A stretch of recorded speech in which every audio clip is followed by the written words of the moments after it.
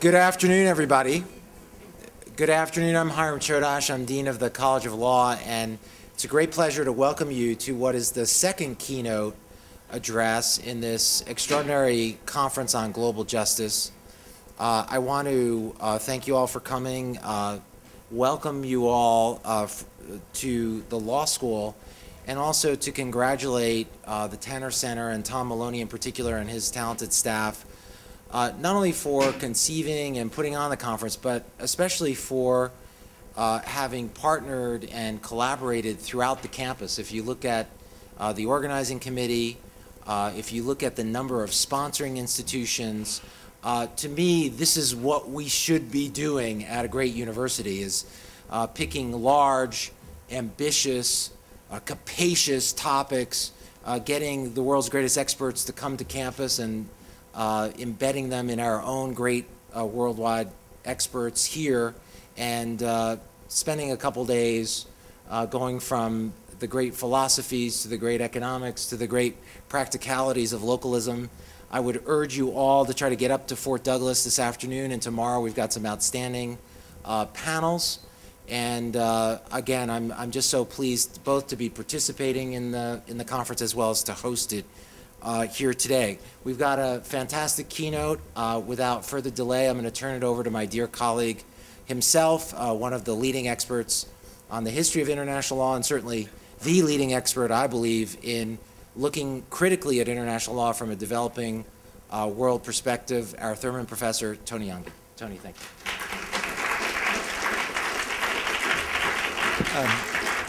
Thank you very much, Hiram, for that kind introduction to myself, I'm going to serve as the introducer of our very distinguished speaker today, Professor Richard Miller from Cornell University.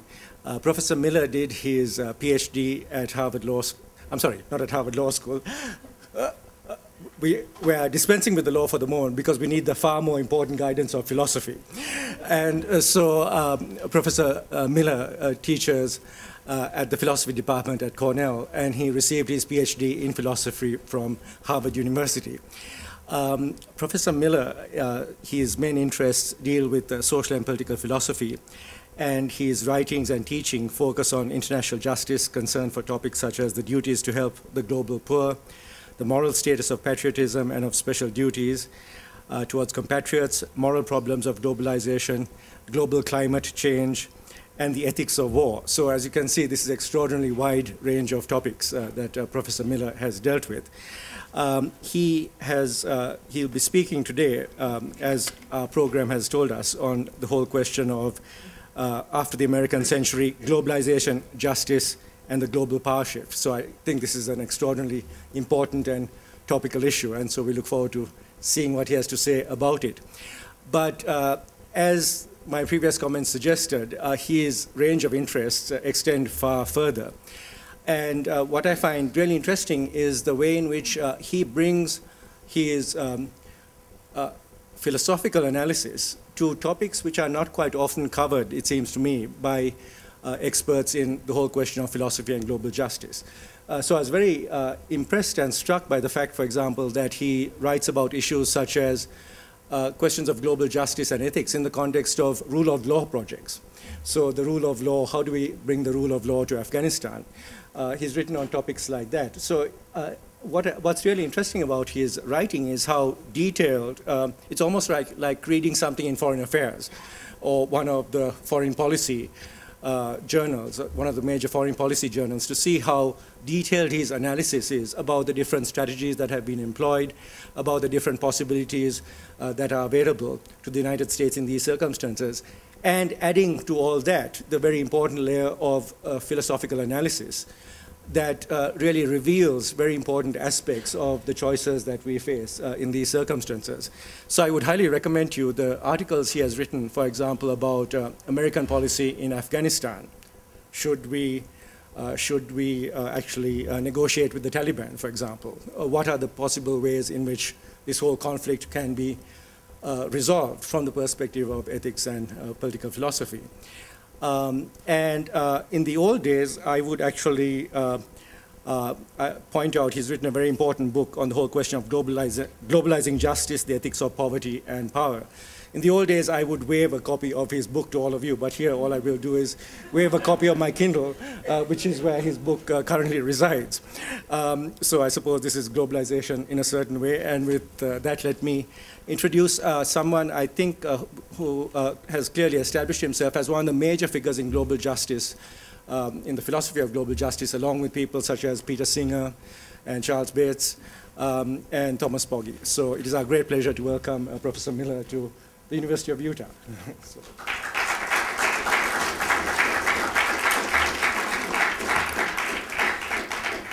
Thank you very much for that very generous and thoughtful introduction, and for waving just the kind of thing an author wants to see raised in front of a room. You can do it in any format, and I'll be grateful. And I really do appreciate, Dean Chodash, the generosity of the Law College. We've been talking in the conference, which I hope you'll all now take part in, about the quality of the conversation that's been made possible by the Tanner Center, by the University of Utah, and of course by individuals as well, Dean Chatterjee and Thomas Bologna as organizers, the many people, above all Victoria Medina, who've made these smooth arrangements, at least they seem smooth to us, logistically possible. So a good conversation is what I'm joining. Here's my contribution, and I very much look forward to the questions and comments that you will have. It sometimes seems that the only growth field in American publishing is books on America's decline. Their titles run a gamut from Anxious Hope, That Used to Be Us, How America Fell Behind in the World It Invented and How We Can Come Back, Why the West Rules, For Now, to Utmost Resignation, Eclipse, the Post-American World, to Hyperventilation, When China Rules the World in the Jaws of the Dragon. As those last lurid titles announce, the recurrent theme is the most striking aspect of economic globalization, the ascent of China. The onset of an international shift in prosperity and power is a time to reappraise transnational responsibilities. I'll investigate one vital part of this reassessment, asking what policies toward China a citizen of the United States should support or oppose in fulfilling her moral responsibilities. My answer will have two parts. First, I'll argue China's current combination of great economic progress and widespread poverty makes current U.S. demands on China concerning trade, finance, and climate change excessive, but makes the mildness of the U.S. government's actions on human rights appropriate. Second, the grand foreign policy strategy of the United States should accommodate the long-term shift of power toward China, in sharp contrast to the current policymakers' consensus that U.S. preeminence should be preserved as long as possible. In all of these ways, an American citizen has a political duty to promote the graceful decline of American power. At the center of the foreground of any sketch of the end of U.S. preeminence is a comparison of growth rates. Corrected for inflation, annual growth in GDP averaged 10.3% in China from 1980 through 1990, 10.6% from 1990 through 2000, and 10.9% from 2000 through 2009. The U.S. growth figures were respectively 3.5%, 3.6%, and 2%. The current expert consensus is that China's GDP will overtake the U.S. by around 2030. In terms of world trade, China has already caught up with the United States at 1/10 for each of the sum of exports and imports. Still, a strong note of caution is needed. Preeminence in growth is not remotely preeminence in the status quo. U.S. GDP is still about a quarter of gross world product, about the same as in 1980 at the start of China's rise, indeed about the same as in 1970. U.S. GDP is 2.5 times China's among a population that is less than a quarter of China's. Total U.S. military expenditures are currently 6 times China's, 30 times China's per capita. Above all, the persistence of dire poverty accompanies China's economic ascent. The lower of the two international poverty lines monitored by the World Bank is the average of the local lines in the 15 poorest countries. $1.25 a day at 2005 purchasing power parity. Although over 700 million fewer Chinese live below this level now than in 1980, think of what that liberation from poverty means historically. About an eighth still live below the line of abject poverty. Over 500 million fewer than in 1980 live below the higher threshold of $2 a day, corresponding to the median poverty line among developing countries as a whole, but about a third still live below that line. The poor of China are part of a striking feature of world poverty at the present stage of globalization. Most of the global poor live in industrializing middle-income countries. Half of those below $1.25 a day and 60% of those below $2 live in China and India alone. Since China's ascent is in the first instance economic, it brings to the fore the question of the extent to which America's transnational economic responsibilities have changed. In the era of globalization, export-led growth has been the most important route for escaping poverty. So U.S. policies in world trade and finance are potentially a major source of unmet responsibilities. An appropriate initial focus would be the international trade regime administered by the WTO.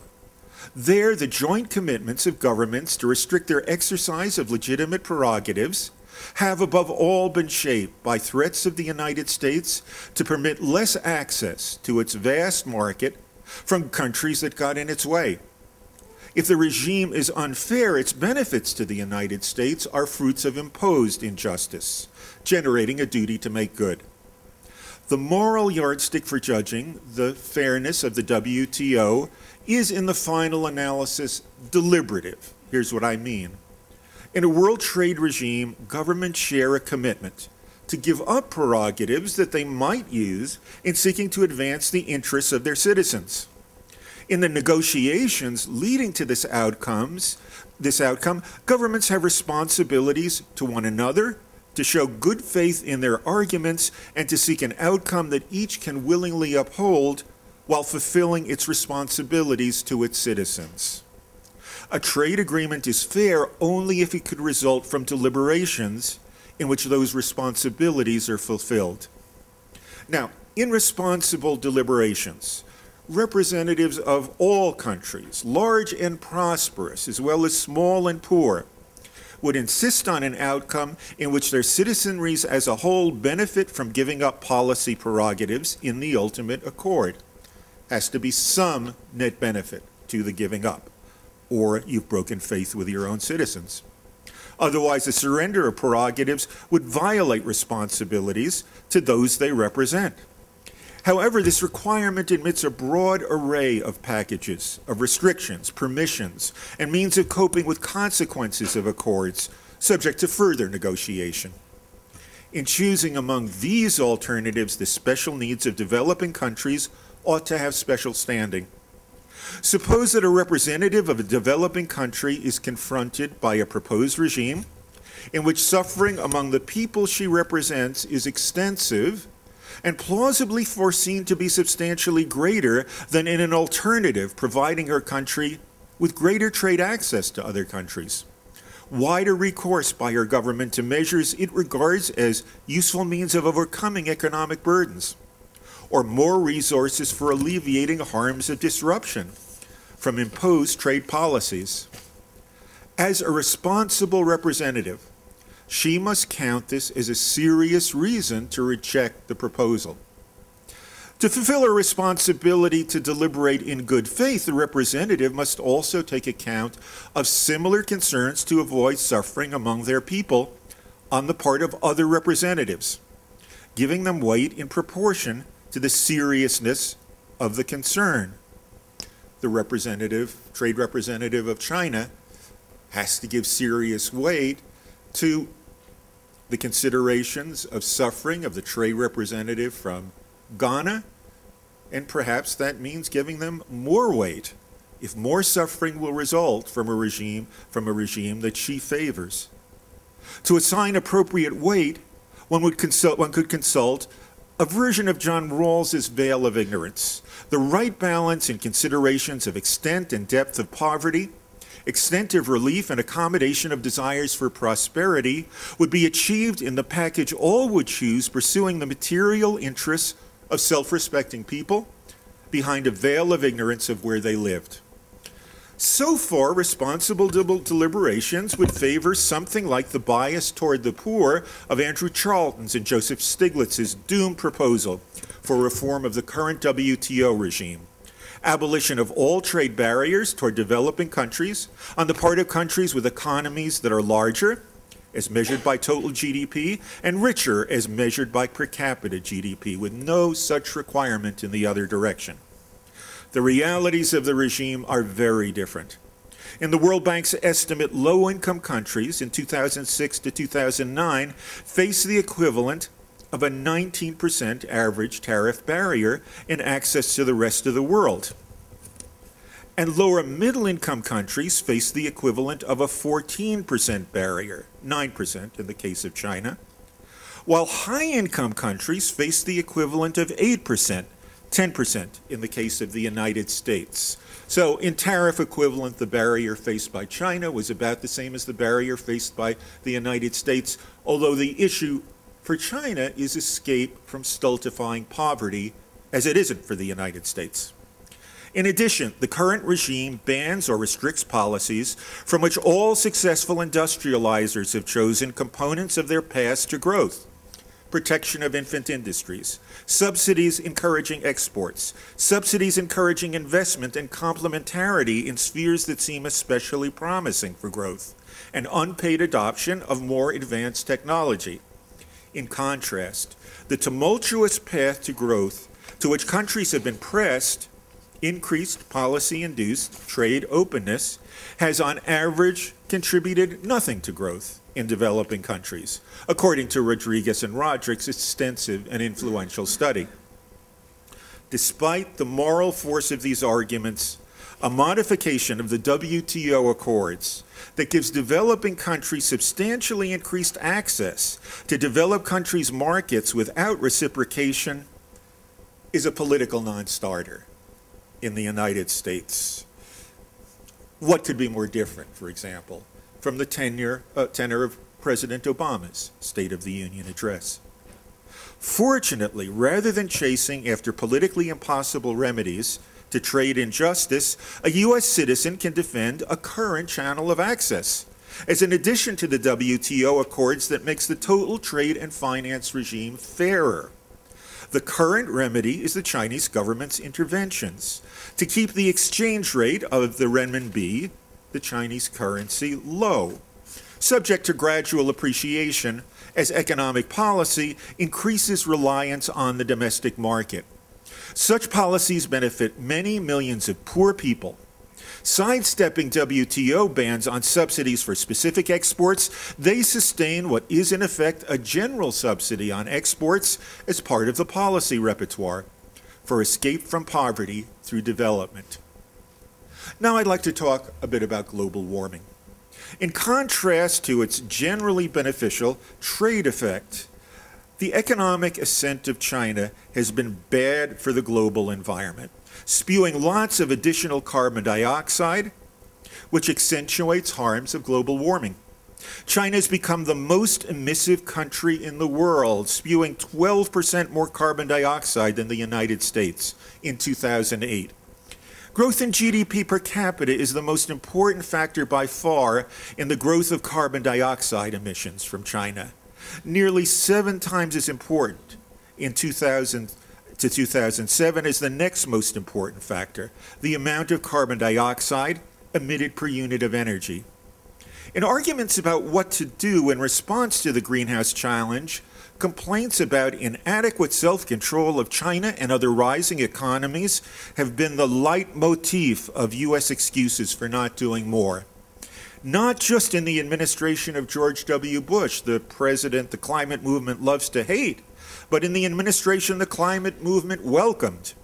Todd Stern, President Obama's special envoy for climate change, attributed the failure of the 2009 Copenhagen conference to a small but vocal contingent led by China, whose premise was that China should be treated the same as Chad.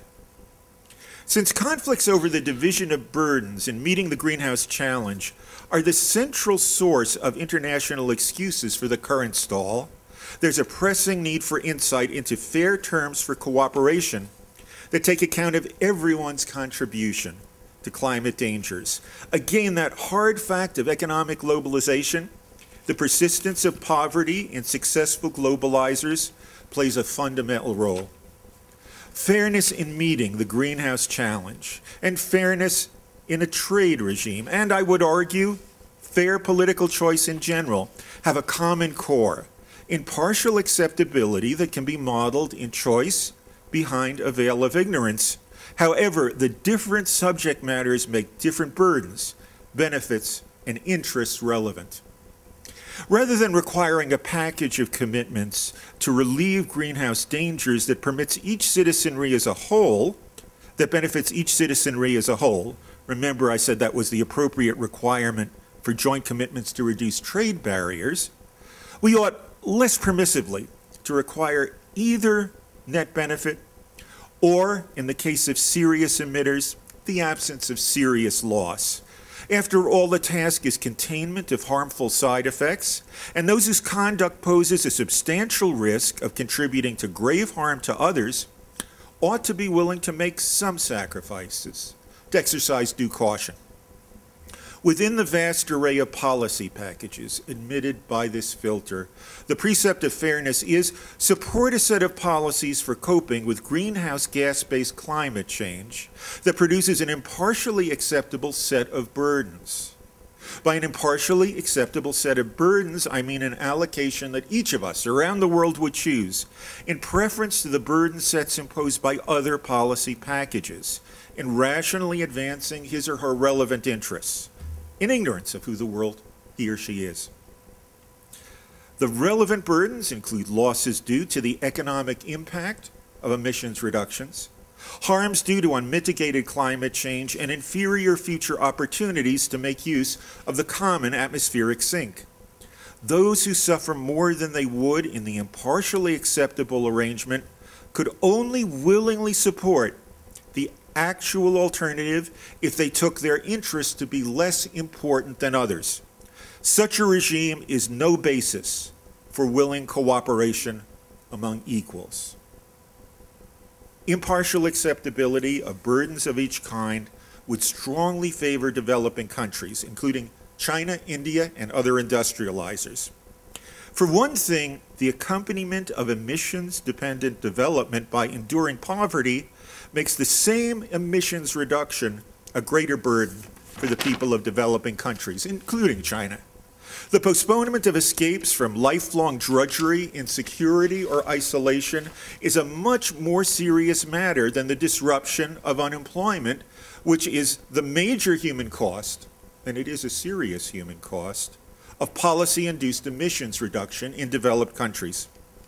The second sort of burdens, harms due to unmitigated climate change, are also bound to be especially heavy in developing countries, including China. In part, this is the outcome of terrain. For example, huge numbers of people in East and South Asia live in coastal lowlands, especially affected by rising sea levels. Mostly the greater impact reflects the economic, social, and political situations of people in developing countries, whose ways of life tend to be more sensitive to climate change, more rural, more based on farming, and who have fewer resources for adaptation. Finally, fair climate deliberations should seek convergence in per capita emissions to avoid burdens of inferior opportunities to make use of nature. Despite the ascent of Chinese greenhouse gas to first place, inequalities in per capita emissions are dramatic. 19 metric tons of carbon dioxide in the United States per capita in 2007, compared to 4.3 in China, 0.3 in Bangladesh, 1.4 in India, 1.9 in Brazil, remember the US is 19, and 4.6 in the world at large. No doubt, the government of China should do more to commit itself to its fair share of an adequate response to the greenhouse challenge. However, driven in part by concerns for energy efficiency and future resource shortage and by pressure from domestic protests against pollution, China has traveled a significant distance toward its fair commitments. In the confidential assessment of the organizers of the Copenhagen Conference, China's pledges and voluntary commitments entailed a savings in 2020 emissions 3 times greater than announced American aspirations, which later collapsed in Congress. Americans should regard China bashing as a major obstacle to meeting the greenhouse challenge. Now I'd like to say some things about human rights in China.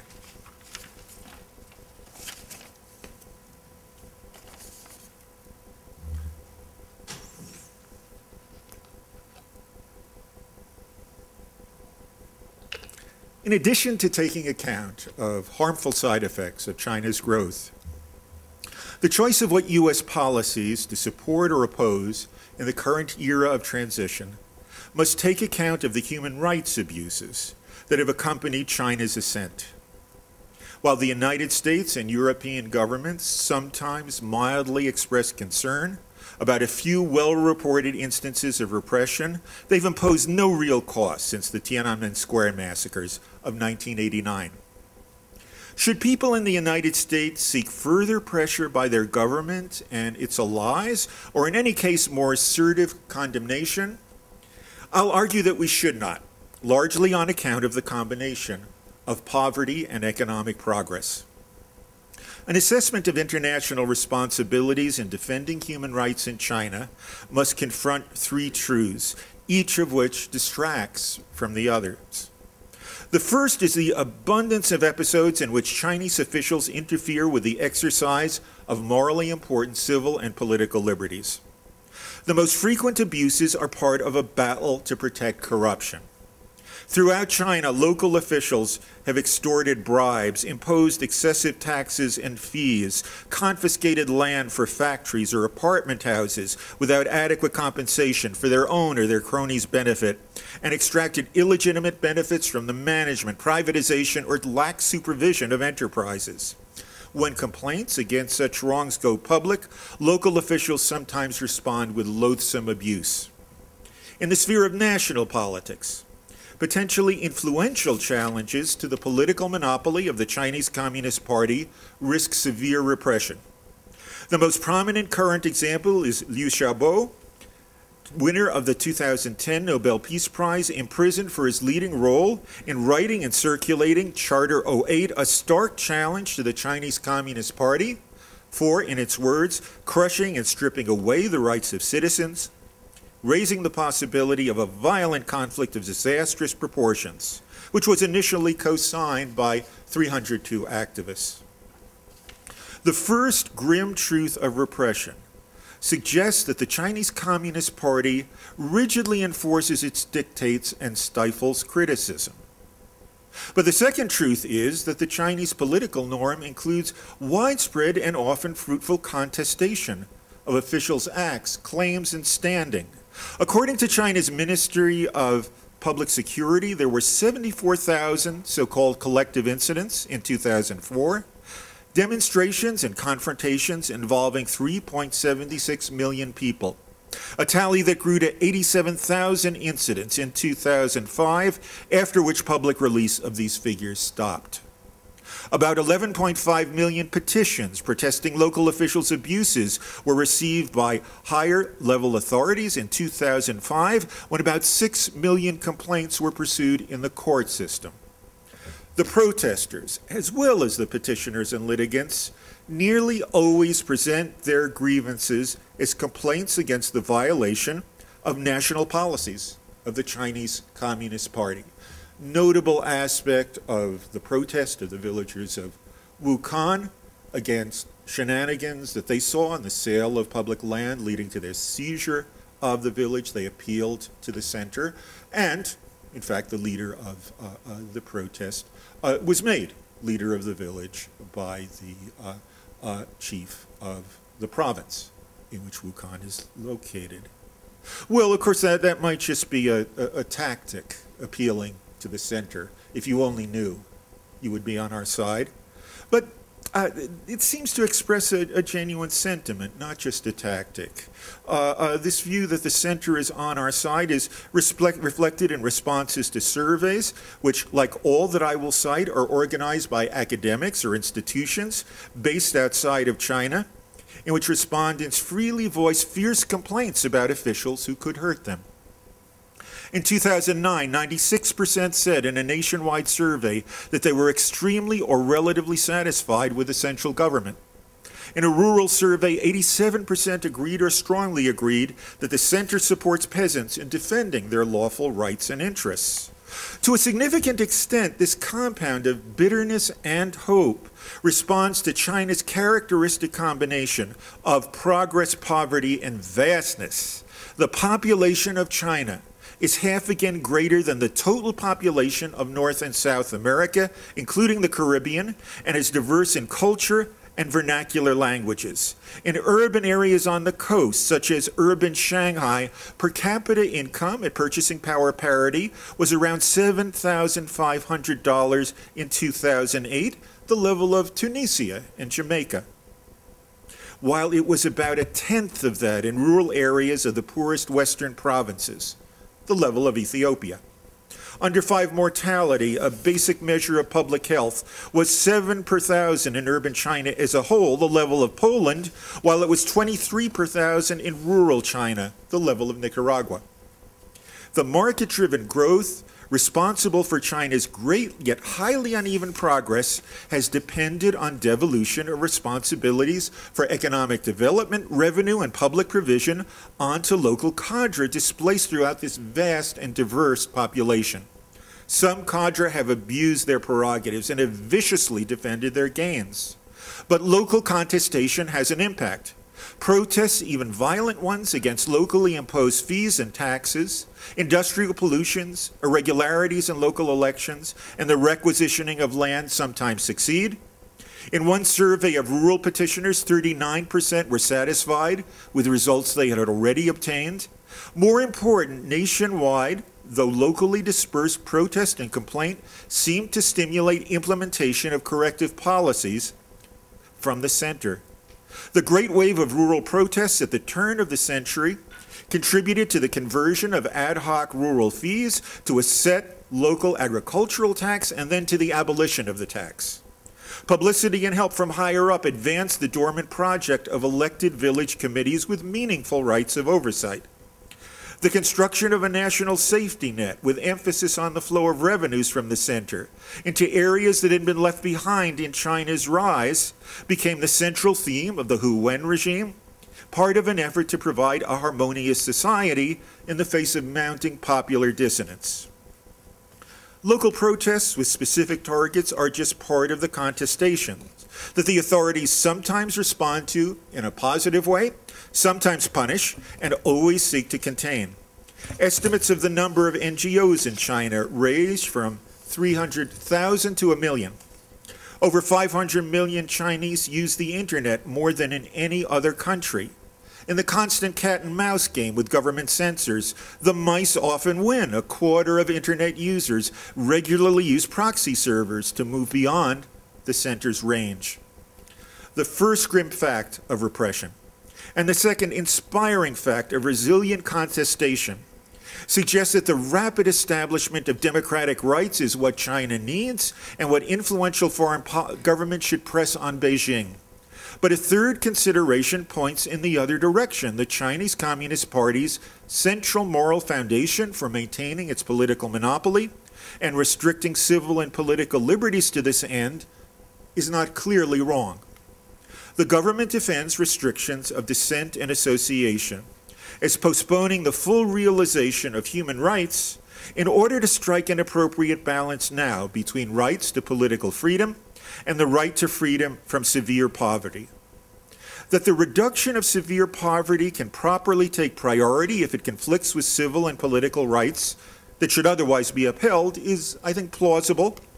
What makes human rights valuable is, above all, their role in advancing people's autonomy, their capacity to shape their own lives according to the goals, projects, and relationships with which they identify.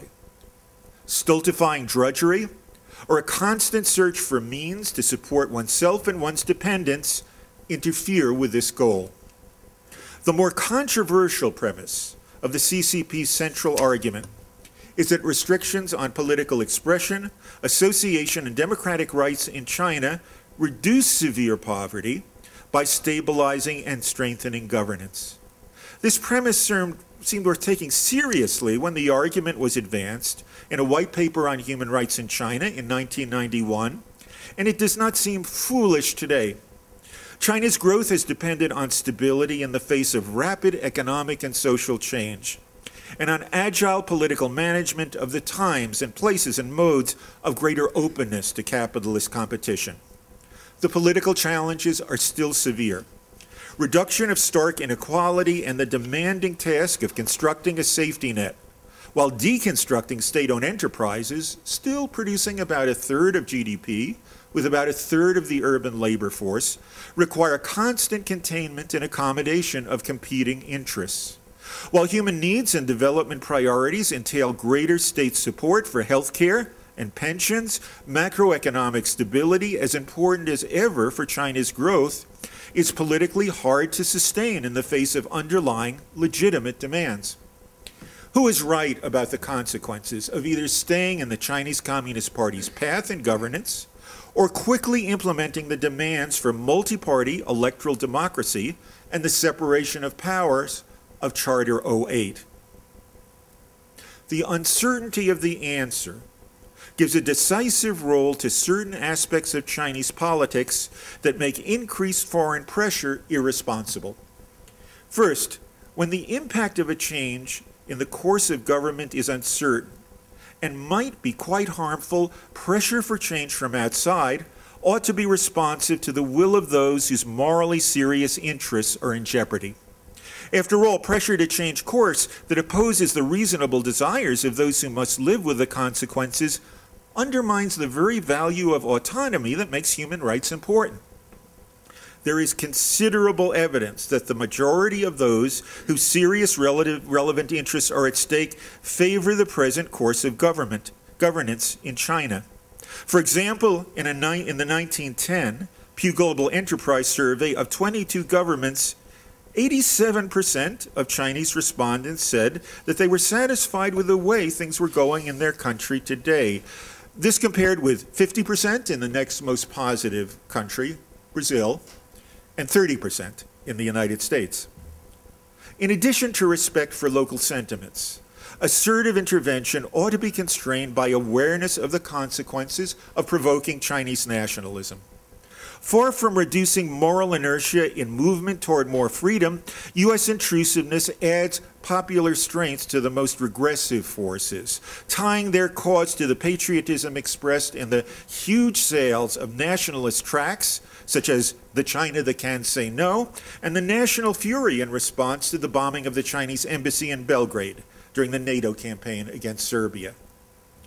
If China were not the site of vigorous, fruitful contestation, transnational responsibility might dictate recurrent, assertive condemnation by governments and intergovernmental institutions and the imposition of human rights conditions on the promotion of Beijing's diplomatic goals to make up for the absence of a counterweight to the inevitable self-protectiveness of the party leadership.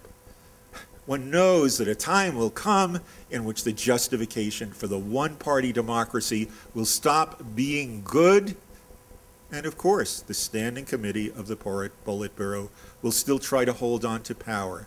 People love power. But because of the actual state of contestation, Combined with the state of Chinese opinion and uncertainty concerning the proper course of human rights in China, this strengthening of pressure from foreign governments and multi-governmental institutions would be self-righteous irresponsibility. I've put Tibet and Xinjiang to one side, and it really is important, and it really is different. I think for reasons of time, I'll just leave that to discussion, because now I want to turn to the most important political choice in the world today. So far, the catalog of America's transnational responsibilities has addressed the current stage in the global power shift, in which China has not risen beyond widespread poverty, and in comparison with the United States, has a smaller economy and a puny military. However, the most important choice in global politics, the grand foreign policy strategy of the United States, is more farsighted. Despite their sometimes fierce disagreements, those with serious influence on this choice agree that its proper goal is the preservation of U.S. preeminence in power for as long as possible. If you read neoconservatives, if you read people such as Stephen Wall and Leslie Gelb, who are in the lead of the liberal establishment in foreign policy, there is no disagreement. Perhaps the most important consequence of China's rise is the moral challenge it poses to this consensus. The goal of preserving American preeminence in power for as long as possible would require the continuance of America's vast military apparatus, along with dispositions to use that destructive power that greatly endanger humanity, or so I shall argue. The likely benefits of preserving American preeminence as long as possible do not justify those dangers, in part because of the inevitability of China's rise. So morally responsible political choice requires support for a strategy of graceful decline. With 6 times the military expenditures of China, vast superiority in military technology, and 662 bases in 38 foreign countries, compared to China's none, the United States has robust qualitative military superiority, in contrast to its dwindling advantages in economic resources for transnational influence. These military advantages would be of little use if China only competed with the United States through transactions on world markets. But economic needs and territorial interests dictate competition between their governments for influence over other governments. China's mounting needs for natural resources are pursued not just by purchases on world markets, but through agreements with governments for extraction, transport, and secure long-term provision. As China's economy matures, the Chinese government and Chinese enterprises will have a growing interest in developing countries in profitable contracts for improvement of infrastructure, preferably oriented toward future use of Chinese goods and services, prime opportunities for direct investment, and advantageous provision of financial services. In competition for these benefits, above all competition with the United States and U.S. firms, bilateral government agreements and preferential ties among officials play a fundamental role.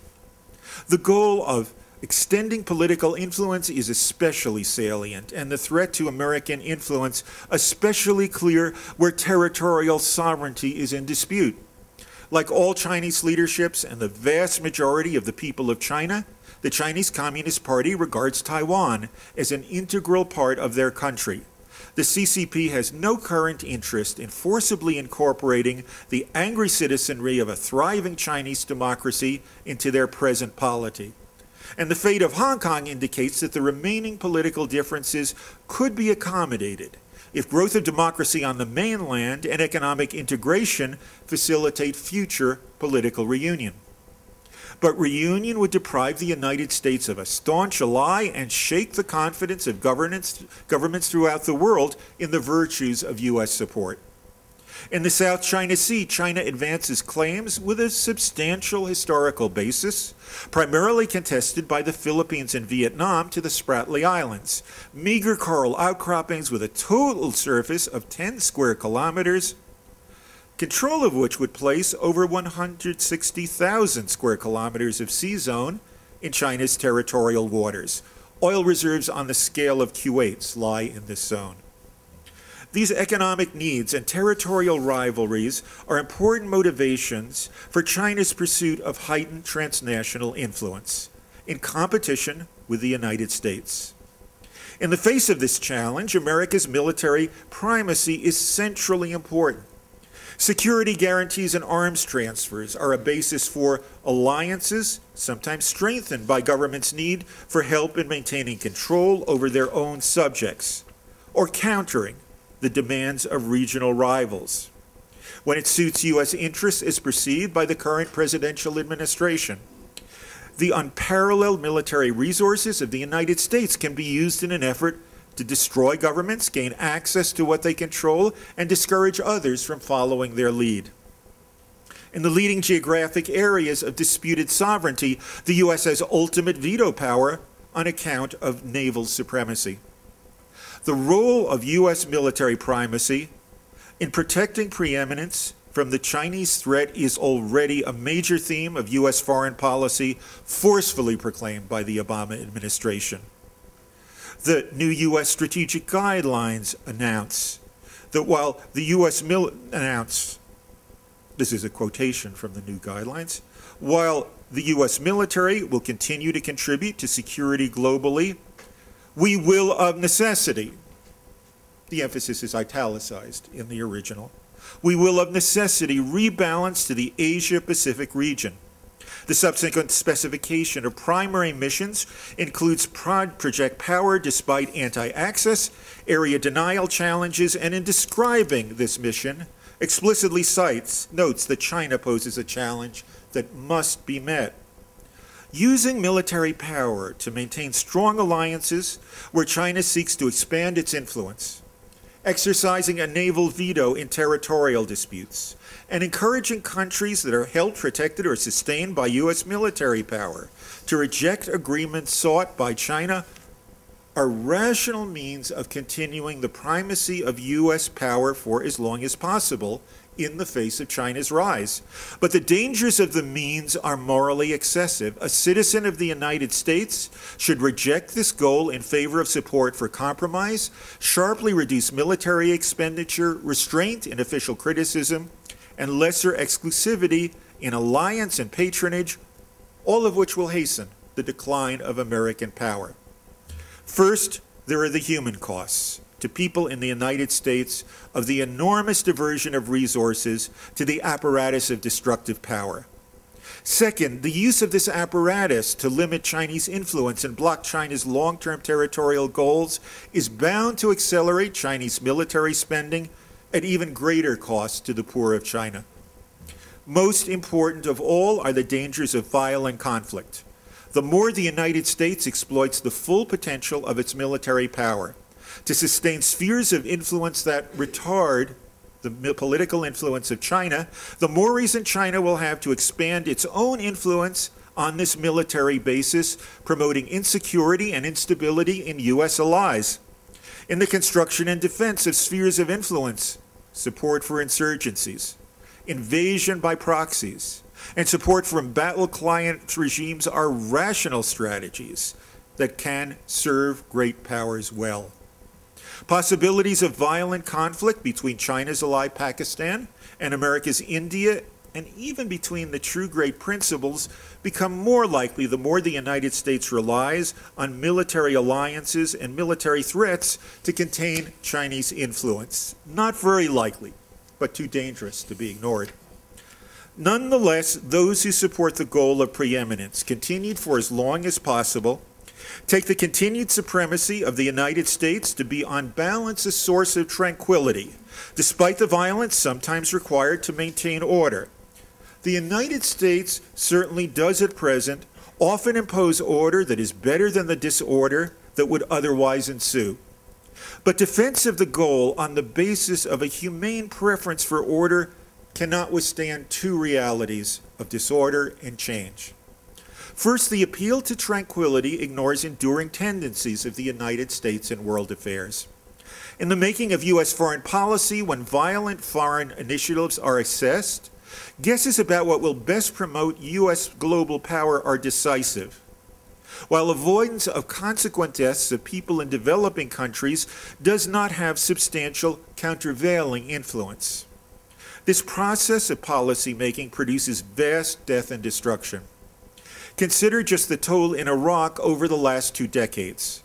In the first Gulf War, precision-guided weapons destroyed the power stations on which refrigeration, water supply, and sewage treatment depend, and attacks intended, in the words of Air Force planners, to strike against all those things that allow a nation to sustain itself. To let people know, get rid of this guy and we'll be more than happy to assist in rebuilding. Further U.S. initiatives during and soon after the war, including sanctions blocking reconstruction, produced over 100,000 Iraqi deaths, apart from Iraqi soldiers within a year after the start of military operations. Vigorous defense of the sanctions by the Clinton regime, blocking imports needed to reduce sanitation and health care in Iraq, sustained a public health crisis that ultimately led to 100,000 or more excess deaths among Iraqi children under 5. The invasion and occupation of Iraq produced over 500,000 excess deaths. The U.S. intervention in Vietnam, the sponsorship of the Mujahideen in Afghanistan, and the Mobutu regime in the Congo, and the restoration of mayhem in Somalia through the 2007 invasion of America's client, Ethiopia, add millions more to the death toll of disorders sustaining U.S. preeminence. Second, continuing U.S. preeminence for as long as possible does not mean preserving it forever. It now seems likely that this preeminence in power will end in the course of this century on account of China's rise.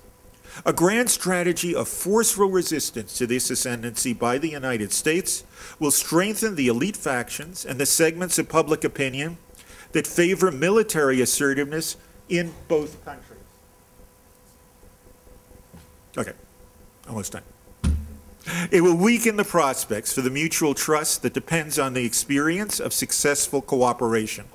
So when the final transition to China's eminence in power comes, it is more apt to be violent, less apt to be implemented in cooperative institutions that are the sites of compromise, persuasion, and mutual advancement. Of course, no U.S. president will ever be elected on a platform of graceful decline in American power. Still, loss of support for the basic trend of U.S. foreign policy among a significant growing minority of Americans and difficulties in forming alliances due to foreign public opposition are significant costs in reduced power. By providing strategic reasons for retreat and compromise, moral opposition outside the corridors of power can make a difference. Perhaps this moral advocacy of graceful decline will help to achieve 2 firsts in world history. One is the first occasion on which a serious challenge to the preeminence of one power or concert of powers by an ascendant power will have avoided great bloodshed without reliance on close historical and cultural ties, such as those that bound the United States and Great Britain. The other is the achievement of an international order based on genuine willing cooperation among the citizenries of the participating governments rather than the bullying, manipulation, and acquiescence that now largely shape globally important treaties, institutions, rules, and alliances. The moral advocacy of graceful decline in American power might be part of a process that makes the ancient dream of a political order modeled on the mutual respect of friends into a global reality. Thank you.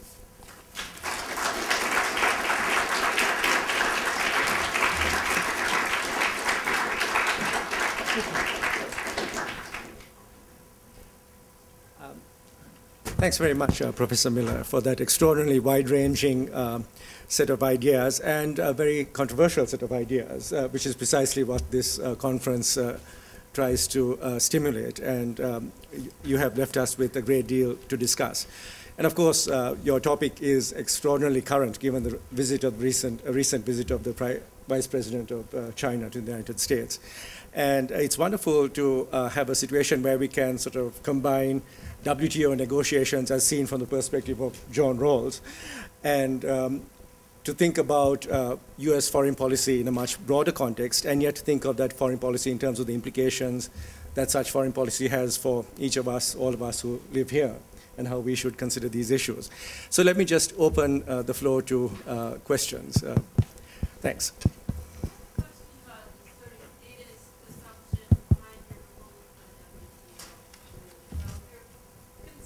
Global poverty, you might, so if you're concerned about global poverty, you might think that if you just allow developing countries to choose the policies they want with respect to trade, they're going to harm other poor groups sometimes. So, you know, if you have barriers to protect your markets when food prices go up, but you're an food exporting country, that raises the prices for other poor countries to buy food, for instance.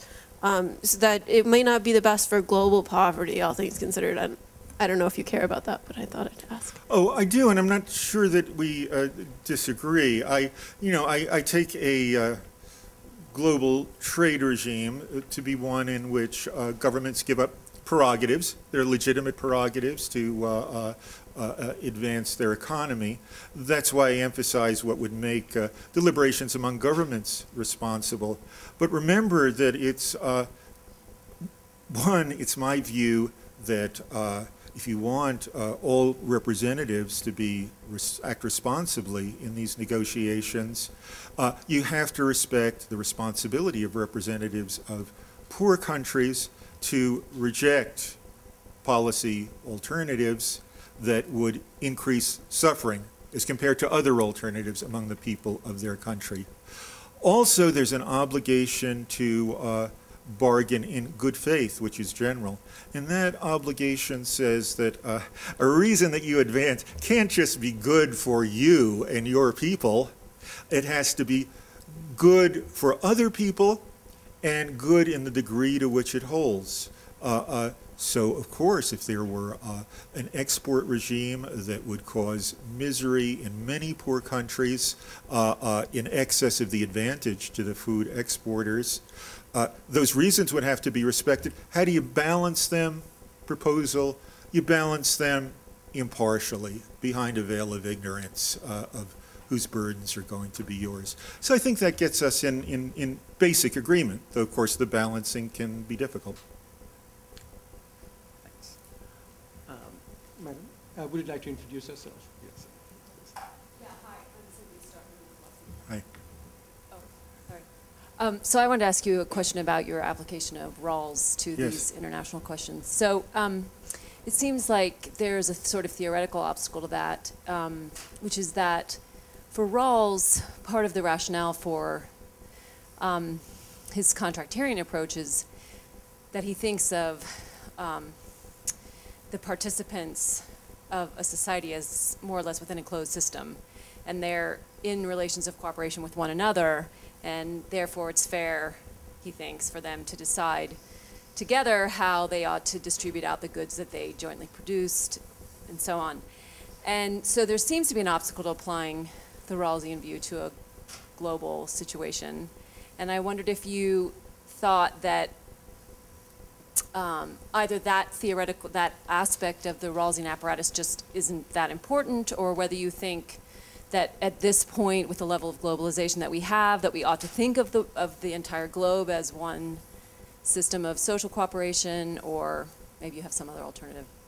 Yes, well, making sense of Rawls's legacy is still a very live, very important project. I entirely agree. I do think that the material that Professor Stark was alluding to in Rawls's great book, A Theory of Justice, on seeing society as a closed system, right, he's quite clear that this is just a simplifying assumption, because domestic justice is very, very hard to figure out. So let's first figure it out. What happens if you accept the fact that there's a lot of interaction across borders? Well, some people say right away you have to generalize Rawls's original position, his veil of ignorance procedure, and his principles. I certainly don't think you have to generalize his principles, because I think they wouldn't be chosen in a global veil of ignorance of individuals. And that's because people have fundamental interests in association, in reciprocity, in trying to get ahead self-reliantly with a preference for the help from others with whom they reciprocate. People have fundamental interests which, looking to the world at large, are going to mean that they're not going to favor a situation in which, say, the United States would contribute to making a middle-income country even more prosperous, even if no one was living in dire poverty. I do think that if you were to globalize with the right fundamental interests, you would want there to be a commitment to relieve dire poverty, because that interferes with the autonomy that ought to be a fundamental interest and is Rawls's interest. Not the same as reducing inequality, it would be there. Should one extend the original position worldwide to everything? I'm doubtful of that. I think that people have an obligation of humanitarian assistance to help people in general, but nothing more. It seems to me that what pushes then to some limited uses of the original position is specific interactions into which they enter. I mentioned some good ones, like trade regimes and climate change regimes. Also, if there are bad interactions, there are duties to make good. But in those limited cooperative interactions, where people have to give up prerogatives that are rightly theirs, yeah, you apply the veil of ignorance procedure, but in a limited way. So I think what I've done is I've described a variety of options for movement beyond the assumption for the sake of argument. I think the first kind is sympathetic to Rawls's actual move, but one or the other is right. Thanks.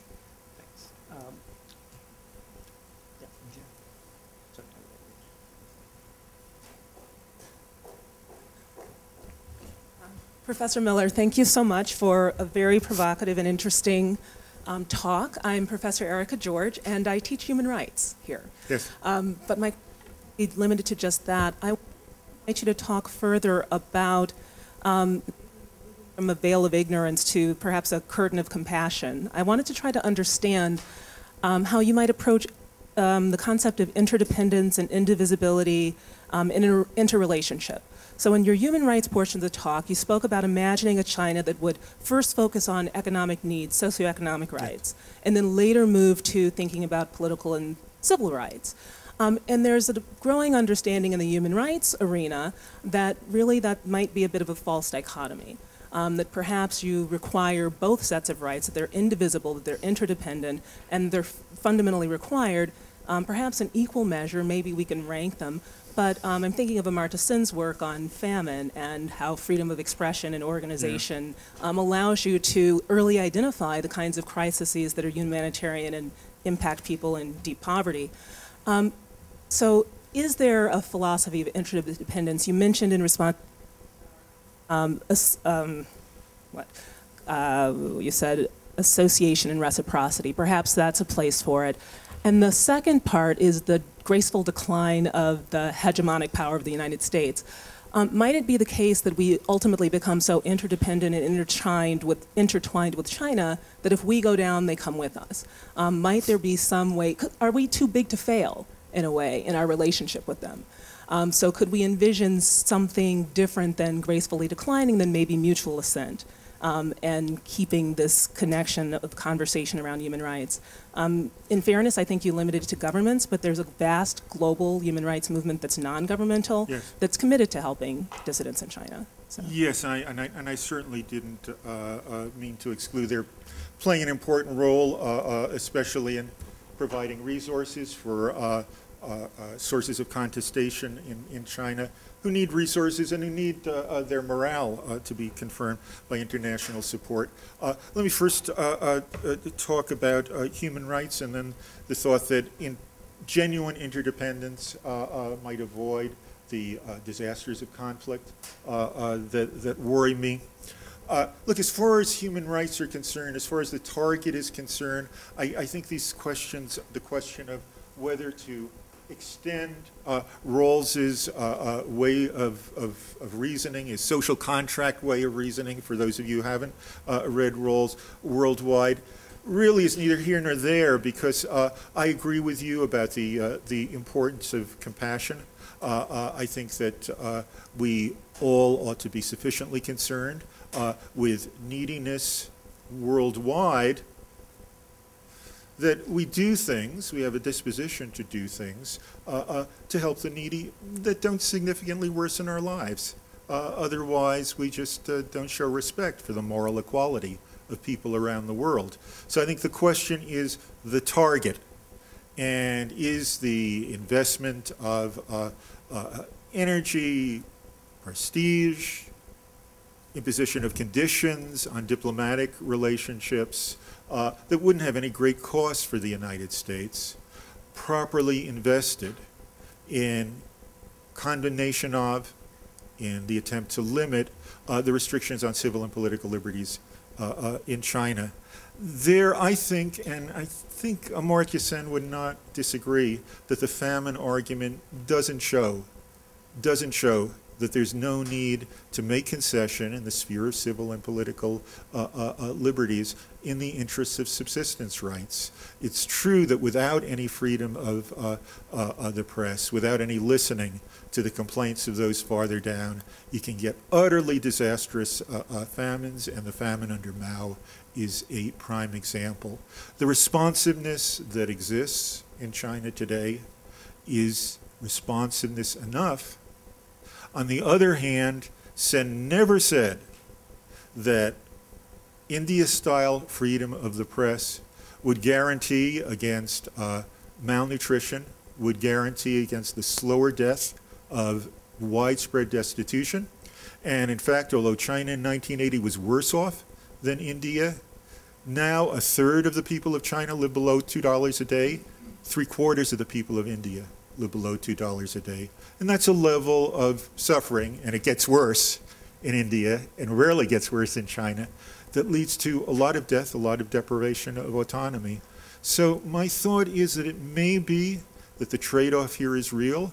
It may be that a quick elimination of the political monopoly of the Chinese Communist Party and the restrictions that go with it is not in the interests of the people of China. And if that may be, I don't know the answer, it's for the people of China to decide, and they seem to have made that decision. As far as economic independence, and if we go down, they go down, is concerned, I think that would work if the objective of the U.S. foreign policy establishment was for the United States to be as prosperous as possible. But they want us to be #1, and of course that's not about prosperity.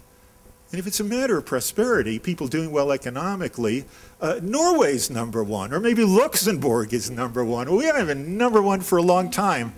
The consensus is that the United States should be the hegemon, as it's sometimes said, that the United States should have preeminence and ability to get other countries to do what they otherwise wouldn't do. And that's what I meant by preeminence in power. And there, it seems to me that there are things in the way of resources and territorial claims that China strives for that have to be blocked for the U.S. to be #1 in power for as long as possible. So that has to be given up. But I agree that giving that up doesn't necessarily mean giving up U.S. prosperity. If it meant giving up a little bit of U.S. prosperity, I think it would be worth it, but I haven't made the argument that it does. Perhaps if I could just take these two questions together, because we're short of time. So if, this gentleman first, and then you. I'm Sanford Bashir. What's been left out of this discussion is the status of women. And it strikes me that in societies where women are more valued, that you have more economic prosperity, the brain power of the country gets doubled. And in India, with forms of birth control now and selection of men, we're going to have, in the near decades, tens of millions more men, and each one of those young men in those societies, both in India and in China, And I kind of wonder what in the world is that going to do to the world stage and the chances of war when you have tens of millions of young men in two countries, the two largest countries in the world. Thanks. And this gentleman That's had a actually question. kind of a double question. Okay. And this gentleman had a question. So, Yeah. so we'll just take those two together, and we've got about 3 minutes for your Okay. discussion. Yes, please. Mehram Mazinani, PhD student in Middle East Center and Political Science. Well, I wanted to make a confession actually because I recently read your article, Moral Closeness and World Community in Professor Chatterjee's class. And every paragraph that I read, I was like, that can't be right. There's, seriously, and I was like, because of X, Y, Z, that can't be right. But in the next paragraph, you answer all my questions. And What a relief. I love the article, and I'm actually using your article in my dissertation. But there's just one question that I would like to address now here, which is, well, I have to crudely simplify your argument. You say, if I harm you, I have to make up for it. Like, put it very simply, if I do anything against you, if I force you, if I harm you, I can make up for it. I have to compensate.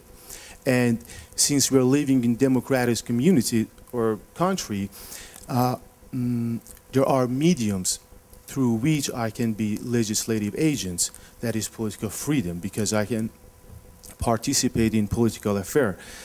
And then you say, even if I don't harm you, still I'm responsible because you're a citizen of my country, because we are a part of a common project, which is nation state. And then you argue that it's not optional, it's a duty, it's an obligation to take care of each other. First, because of harm, second, because of the common project. Now, how can we apply this argument to a non-democratic society in which people do not have political freedom to engage with the life of the state? People do not have a chance to harm each other, and they are not a part of a common project because it's not a nation state. And yes, how would you define duty and obligation in a non-democratic society? Well, So just to say, 3 minutes, would that be sufficient? just as a start, maybe we can talk afterwards. It seems to me there are political choices and political choices. And first, in response to the second question, voting for one party or another, sometimes with your fingers on your nose in this country, though I do it, and I'm gladly, is not the only way to make a choice that should be exercised responsibly. I started to discuss polity, a process of governance in China, in which those choices, though largely non-electoral, are made, and there's a duty to make them responsibly, and people certainly depend on others' goodwill in their political choices in order to advance their country. Lots of people in China, young men, actually, a problem of China because of the one-child policy is the problem of aging of the population. So let me just say that I appreciate demography is something, but I think it's important that demography isn't everything. Yes, having lots of young people who are unemployed around, or whose education isn't being taken advantage of, is a recipe for discontent and disorder. It can move in productive relations, as in the Arab Spring. And if an economy is steadily technologically upgrading, which has been the great achievement of China, then the education, the learning, the aspirations of those people can be absorbed. So that's the challenge of youth in a developing country. Thanks very much, Professor Miller. I feel very bad about cutting you off. So let me just use that as a basis for saying that we can hear Professor Miller speak again from 2 o'clock to 4 o'clock. We have a session tomorrow at Fort Douglas that will, in a way, conclude the conference.